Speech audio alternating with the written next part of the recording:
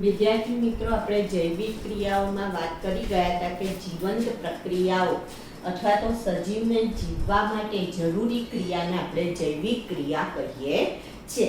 હવે એમાં ઉદાહરણમાં આપણે પોષણ, પ્રજનન, શ્વસન જેવી પ્રક્રિયાઓ લીધી હતી. હવે એમાં આજે આપણે સૌથી પહેલાં વાત કરવાની છે પોષણની વાત કરીશું કે પોષણ કોને કહેવાય. તો સજીવો જે છે એ ખોરાકમાંથી ખોરાક મેળવશે અને ખોરાકમાંથી જરૂરી ઉર્જા મેળવશે, જેને આપણે પોષણની પ્રક્રિયા કહીએ છીએ.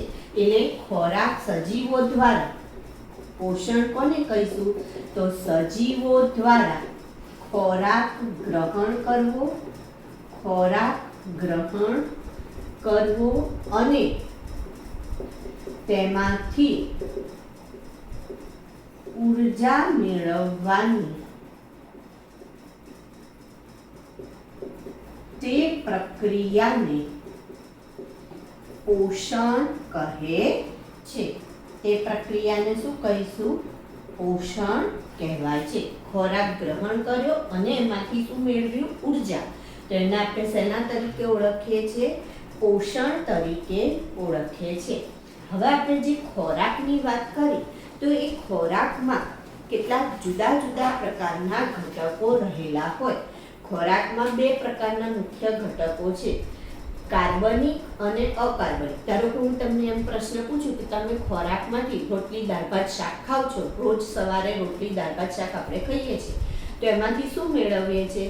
તો તમે કહેશો પ્રોટીન, વિટામિન, કાર્બોદિત અથવા તો શર્કરા. કાર્બોદિત શબ્દ ના આવડે તો તમે, અથવા કાર્બોહાઈડ્રેટ શબ્દ ના આવડે તો કોઈ કહેશે શર્કરા મેળવીએ છીએ. પછી લિપિડ લઈએ છીએ અથવા ચરબી મેળવીએ છીએ. તો આ બધું આપણે જે ખોરાકમાંથી મેળવ્યું, પ્રોટીન, લિપિડ, કાર્બોહાઈડ્રેટ્સ, તો એ બધા જે ઘટકો છે એને આપણે બે ભાગમાં વહેંચી શકીએ. તો કયા બે ભાગમાં વહેંચાય છે? તો જે ખોરાકના ઘટકો છે એને આપણે બે ભાગમાં વહેંચીશું. એક છે કાર્બનિક ઘટકો. ખોરાકના ઘટકોને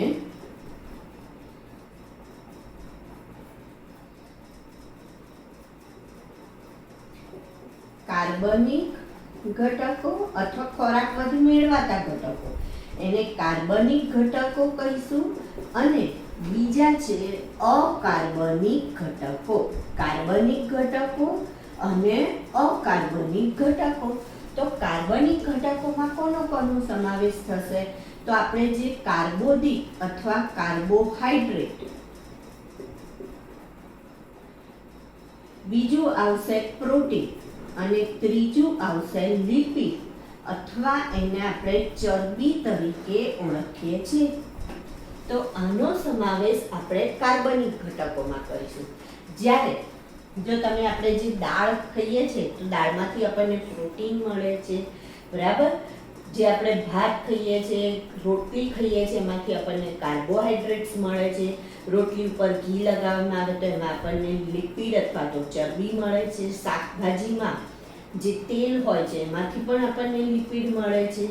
એ ઉપરાંત આપણે જો કઠોળ કેવું ખાધું હોય તો એની અંદર પણ કેટલાક કઠોળમાં ચરબીનો ભાગ પણ રહેલો હોય છે, તો એ આપણને પ્રાપ્ત થશે. હવે જે શાકભાજી આપણે ખાઈએ છીએ તો એમાંથી આપણને ખનિજ ક્ષાર મળે છે. તો જે ખનિજ ક્ષાર છે એને આપણે અકાર્બનિક ઘટકોમાં ગણીએ છીએ. પાણી જે છે એ પણ અકાર્બનિક ઘટકમાં આવશે. જ્યારે વિટામિન્સ જે છે, vitamin A, vitamin B, vitamin C, આવા વિટામિન, ધારો કે તમે અત્યારે આપણે જોઈએ છે કોરોના વાયરસની જે વાત આવી છે તો એમાં બધા એવું કહેતા હોય છે કે ખાટા ફળો, લીંબુનું સેવન વધારે કરવું જોઈએ. તો વિટામિન સી વાળા ફળો ખાવાથી એમ કે એમાં આપણને રોગ, એનાથી કંઈ કોરોનાથી બચાવવા માટેનું શું? તો કે આપણામાં ઇમ્યુનિટી એટલે કે આપણામાં રોગ પ્રતિકારક શક્તિનો વધારો થશે. જો રોગ પ્રતિકારક શક્તિ વધારે હશે તો તમે આવું એક વાયરસ નહીં, તમે કેટલાય વાયરસ, કેટલાય બેક્ટેરિયાથી લડી શકશો. તો એ આપણને કોણ રોગ પ્રતિકારક શક્તિ આપશે? તો કે વિટામિન આપે છે.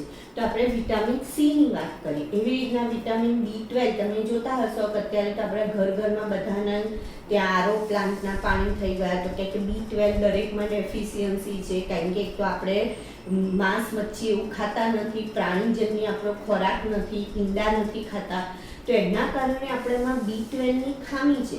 તો હવે તમે એમ કહેશો તો શું આપણે ખાવું જોઈએ? તો ના, એવું જરૂરી નથી.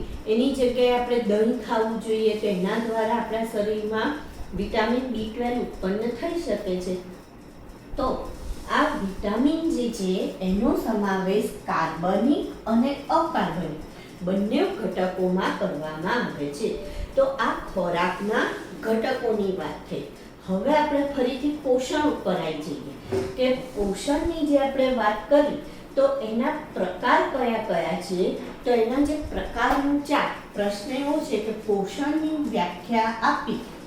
પ્રશ્ન આપણે છે પોષણની વ્યાખ્યા આપી.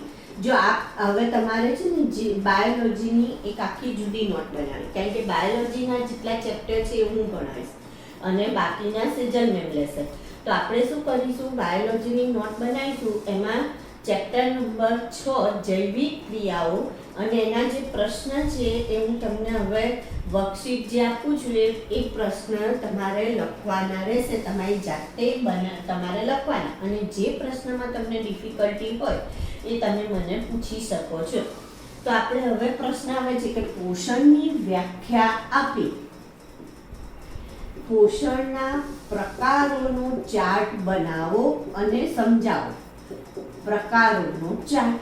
તો પોષણની વ્યાખ્યા તો આપણે આપી ગયા કે ખોરાક ગ્રહણ કરવો અને તેમાંથી ઉર્જા મેળવવી, એને આપણે પોષણ કહીએ છીએ. એવી પ્રક્રિયાને પોષણ કહેવાય. હવે પોષણના પ્રકાર, તો એનો જ્યારે આપણે ચાર્ટ બનાવીએ તો બે પ્રકાર મુખ્ય પડશે. પહેલો કયો પ્રકાર છે? તો પહેલો પ્રકાર જે છે પોષણના પ્રકારમાં પહેલું આવશે સ્વયંપોષી પોષણ, અથવા તો એને આપણે ઓટોટ્રોપિક ન્યુટ્રિશન કહીએ છીએ.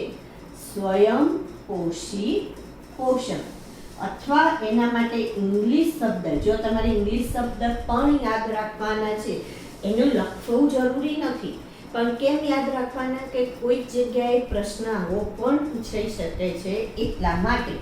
તો ઓટોટ્રોપિક ન્યુટ્રિશન, જ્યાં જ્યાં બ્રેકેટમાં ઇંગ્લિશ શબ્દ આપ્યા હોય, હવે આપણે બોર્ડ એક્ઝામ આપવાની છે, તો જ્યાં જ્યાં બ્રેકેટમાં ઇંગ્લિશ શબ્દ આપ્યા હોય તો તમારે મોઢે કરવા એવું જરૂરી નથી, પણ તમને એટલીસ્ટ ખબર પડવી જોઈએ કે ઓટોટ્રોપિક કોના માટે શબ્દ વપરાયો છે. પછી આવશે બીજું છે એનો પ્રકાર, એ આવશે વિષમપોષી પોષણ. વિષમપોષી, જેને હિટ્રોટ્રોપિક ન્યુટ્રિશન કહેવામાં આવે. હિટ્રોટ્રોપિક ન્યુટ્રિશન. તો સ્વયંપોષી પોષણ અને વિષમપોષી પોષણ. હવે આ જે વિષમપોષી છે એના પાછા બીજા 3 પ્રકાર પડશે. વિષમપોષીના બીજા 3 પ્રકાર પડશે. એમાં એક આવશે પ્રાણીસમ, જેમાં આપણે ઉદાહરણ લઈએ અમીબા. બીજું આવશે પરોપજીવી, જેમાં ઉદાહરણ તરીકે આપણે લઈ શકીએ કૃમિ, જે મનુષ્યના આંતરડામાં કેમાં રહે અને લોહી ચૂસી લેતા હોય છે. બરાબર. માથામાં પડતી જૂં. અને જો વનસ્પતિમાં ઉદાહરણ લેવું હોય તો અમરવેલ. વનસ્પતિમાં ઉદાહરણ છે અમરવેલ. વાંદો, વંદો નહીં, હા, વાંદો. આ પરોપજીવીના ઉદાહરણ થયા. અને ત્રીજું આવશે મૃતોજીવી, જેમાં ઉદાહરણમાં આવશે ફૂગ અને બેક્ટેરિયા. આ વિષમપોષી પોષણની વાત આપણે પછી કરીશું. અત્યારે આપણે વાત કરીએ છીએ સ્વયંપોષી પોષણની કે સ્વયંપોષી પોષણ વિશે ટૂંક નોંધ લખો. ટૂંક નોંધ લખો સ્વયંપોષી પોષણ અથવા ઓટોટ્રોપિક ન્યુટ્રિશન, એના વિશેની આપણે વાત કરીએ.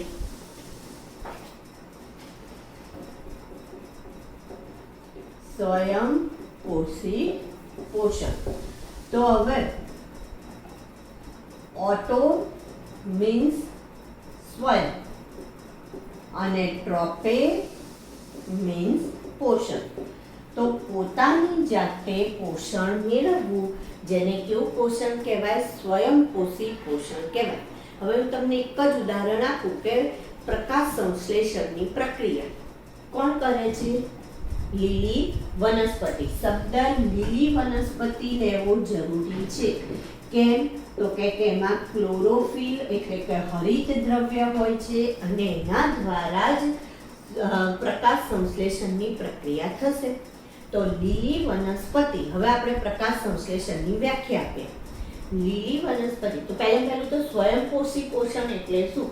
તો જે પોષણમાં સજીવ પોતાની જાતે પોતાનો ખોરાક બનાવે તેવા પોષણને સ્વયંપોષી પોષણ કહે છે. જો પહેલા આ બે શબ્દ સમજાવે આપણે, હવે એની વ્યાખ્યા લેવાની છે. જે પોષણમાં સજીવ પોતાની જાતે ખોરાક બનાવે તેને સ્વયંપોષી સજીવ પોષણ કહે છે. અને એવા સજીવને કેવો સજીવ કહેવાય? સ્વયંપોષી સજીવ કહેવાય. ઉદાહરણ શું આવશે? લીલી વનસ્પતિ. તો આપણે પ્રકાશ સંશ્લેષણની વ્યાખ્યા આપીએ. હવે ત્રીજી વાત પ્રકાશ સંશ્લેષણની. જો કોઈ પણ ટૂંક નોંધ હોય ને એમાં કેવું હોય, એક પછી એક મુદ્દા, છેલ્લો જ્યારે આપણે મુદ્દો છોડીએ ને તો એના જ ઉપરથી આગળનો મુદ્દો બને. જેમ કે પહેલા આપણે આ લખ્યું, તેમાં પહેલું ઓટોટ્રોપિક, ઓટો અને ટ્રોપી શબ્દ સમજાયો. હવે એના ઉપરથી એની વ્યાખ્યા લીધી. વ્યાખ્યા ઉપરથી ઉદાહરણ આવશે કે ભાઈ કયા સજીવ કરે? તો કે લીલી વનસ્પતિ. તો હવે એના ઉપરથી આપણે કોની વ્યાખ્યા લેવાની આવશે? તો પ્રકાશ સંશ્લેષણ. તો કોને પ્રકાશ સંશ્લેષણ કહેવાય? તો લીલી વનસ્પતિ પોતાનો ખોરાક, લીલી વનસ્પતિ સૂર્યપ્રકાશની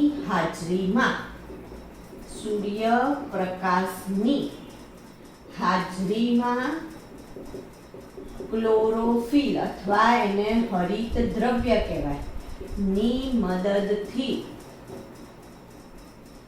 કાર્બન ડાયોક્સાઇડ અને પાણીનો ઉપયોગ કરી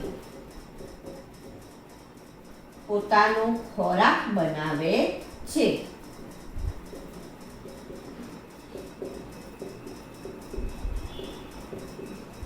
જેને શું કહેવામાં આવે છે? પ્રકાશ સંશ્લેષણ કહે છે. હવે જો એનું આપણે સમીકરણની રીતે લખવું હોય તો CO2, તો અહીંયા આવશે CO2 H2O. હવે અહીંયા લખીશું સૂર્યપ્રકાશ, કારણ કે એની હાજરી જરૂરી. બીજા કોની હાજરી જરૂરી? ક્લોરોફિલ અથવા એને શું કહેવાય? હરિત દ્રવ્ય. હરિત કણ ને હરિત દ્રવ્ય કહેવાય ગુજરાતીમાં, બરાબર. અને એમાંથી જેનો ખોરાક બને છે એ ખોરાક શું છે? તો કે C6H12O6 ગ્લુકોઝ અથવા તો એને કાર્બોદિત તરીકે પણ આપણે ઓળખીએ છીએ, વત્તા ઓક્સિજન અને વત્તા પાણી. જો આ સમીકરણને સંતુલિત કરવું હોય તો આપણે અહીંયા જોઈશું C6 છે એટલે અહીંયા 6 મૂકીએ છીએ, અહીંયા 12 આવશે અને અહીંયા 6O2 અને 6H2O. હવે જો આ ગ્લુકોઝ બન્યો, ગ્લુકોઝ બનતો જાય સૂર્યપ્રકાશ આખો દિવસ મળે વનસ્પતિને, તો ગ્લુકોઝ બનતો જાય. આ ગ્લુકોઝનો સંગ્રહ ગ્લુકોઝ એને એકબીજા સાથે જોડાય ને, ગ્લુકોઝ જોડાતું જાય ત્યારે શેમાં પરિણમે છે? તો કે સ્ટાર્ચમાં પરિણમે છે. તો વનસ્પતિમાં ખોરાકનો સંગ્રહ સ્ટાર્ચ સ્વરૂપે થાય છે. આજે જે વાક્ય હું ઇમ્પોર્ટન્ટ કરીને બોલતી હોઉં છું એ યાદ રાખજો.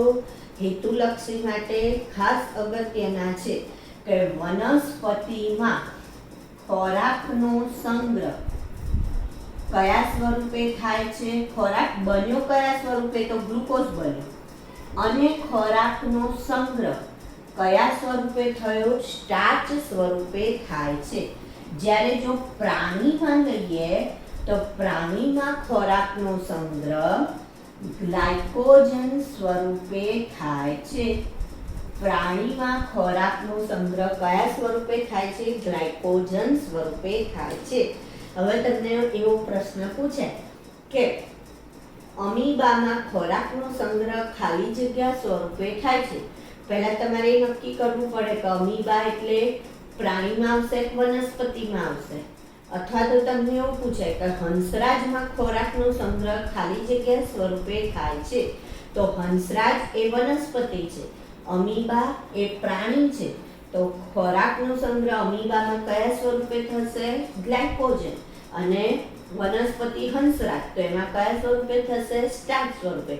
હવે જો આવો પ્રશ્ન પૂછાય તમે એમ કહો મેડમે તો ચલાવ્યું જ નહોતું, પણ મેડમે શું કહ્યું હતું? કોઈ પણ વનસ્પતિ હોય એમાં ખોરાકનો સંગ્રહ સ્ટાર્ચ સ્વરૂપે થાય અને કોઈ પણ પ્રાણી હોય તો એમાં ખોરાકનો સંગ્રહ કયા સ્વરૂપે થશે? ગ્લાયકોજન સ્વરૂપે થશે. તો હવે સ્વયંપોષી પોષણની ટૂંકનોંધમાં પહેલો મુદ્દો શું આવશે? ઓટોટ્રોપિક વિશેની વાત કરીએ આપણે. ઓટો એટલે સ્વયં અને ટ્રોપે એટલે પોષણ. પછી આપણે વાત કરીએ એની વ્યાખ્યા. ત્યાર પછી આપણે પ્રકાશ સંશ્લેષણ ઉદાહરણ લીધું લીલી વનસ્પતિ એટલે પ્રકાશ સંશ્લેષણ ઉપર આવી ગયા. પ્રકાશ સંશ્લેષણ ઉપરથી આપણે શું વાત કરી? એનું સમીકરણ. સમીકરણમાં આપણે કહું કે ગ્લુકોઝ બન્યો. જે ગ્લુકોઝ તો વનસ્પતિમાં ખોરાક આ લખવાની જરૂર નથી.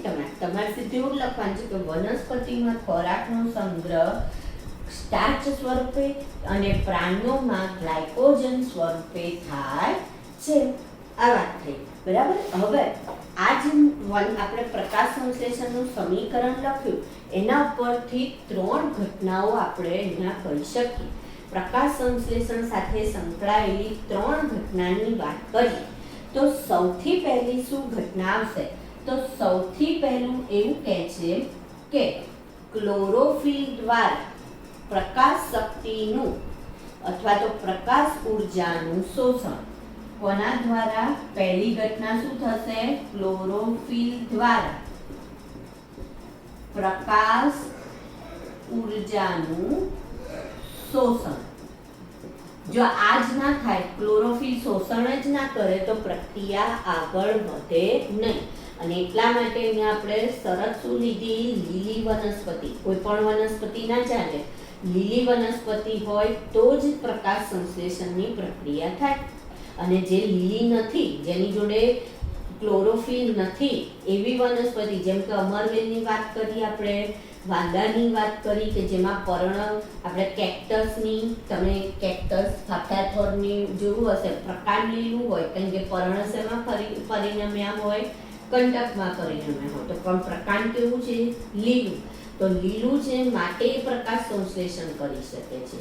તો અહીંયા લીલી વનસ્પતિ જ પ્રકાશ સંશ્લેષણ કરી શકે અને ના કરી શકે તો એને આપણે શેમાં મૂકી દઈએ છીએ? પરોપજીવીમાં. બરાબર.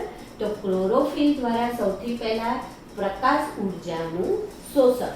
હવે કોઈ પણ સજીવ છે ને, આપણે ઉર્જા સંરક્ષણનો નિયમ છે કે એક ઉર્જાનું બીજી ઉર્જામાં રૂપાંતરણ થાય. ઉર્જાનો નાશ થતો નથી કે ઉદ્ભવ થતો નથી. ઉર્જાનો કુલ જથ્થો અચળ છે. આવો તમે ઉર્જા સંરક્ષણનો નિયમ ભણી ગયા. તો કોઈ પણ સજીવ રાસાયણિક ઉર્જાનો ઉપયોગ કરી શકે. તો હવે જે પ્રકાશ ઉર્જા છે એ પ્રકાશ ઉર્જાનો આપણે ઉપયોગ નથી કરી શકતા. તો અહીંયા પ્રકાશ ઉર્જા શેમાં ફેરવાઈ ગઈ? ગ્લુકોઝમાં ફેરવાઈ. એટલે કે એને શું કહેવાય? રાસાયણિક ઉર્જા. તો મેં તમને કહ્યું કે કોઈ પણ ટૂંકનોંધ લખતા હોય તો એક મુદ્દાથી જ બીજો મુદ્દો આવશે. તો આનો અંત શું થયો? પ્રકાશ ઉર્જાનું શોષણ. તો હવે બીજો મુદ્દો શું આવશે? પ્રકાશ ઉર્જાનું શેમાં રૂપાંતરણ થશે? પ્રકાશ ઉર્જાનું રાસાયણિક ઉર્જામાં રૂપાંતરણ. બરાબર. આ બીજો મુદ્દો થયો. અને હવે ત્રીજો મુદ્દો જોઈએ. તો હવે આની વાત કરીએ આપણે CO2. તો CO2 એ શેમાં ફેરવાઈ ગયો? C6H12O6. તો આમાં જો C અને O કોણ ઉમેરાયું? હાઇડ્રોજન ઉમેરાયું. તો હાઇડ્રોજન ઉમેરાય તો આપણે જે રાસાયણિક પ્રક્રિયા છે ને કે હાઇડ્રોજન ઉમેરાવું તો એને આપણે રિડક્શનની પ્રક્રિયા કહીએ છીએ અથવા ઓક્સિજન દૂર થવું. તો અહીંયા CO2 માં હાઇડ્રોજન ઉમેરાય તો એનો મતલબ CO2 નું શું થયું કહેવાય? રિડક્શન થાય છે. એટલે CO2 નું રિડક્શન થવાથી શું બને છે? તો કે કાર્બોદિત બને છે. તો આ ત્રણ ઘટનાઓ પ્રકાશ સંશ્લેષણ સાથે સંકળાયેલી છે. કઈ ત્રણ ઘટનાઓની વાત કરી? કે ક્લોરોફિલ દ્વારા પ્રકાશ ઊર્જાનું શોષણ, બીજું પ્રકાશ ઊર્જાનું રાસાયણિક ઊર્જામાં રૂપાંતરણ અને ત્રીજું CO2 નું રિડક્શન થઈ કાર્બોદિતનું નિર્માણ થાય છે.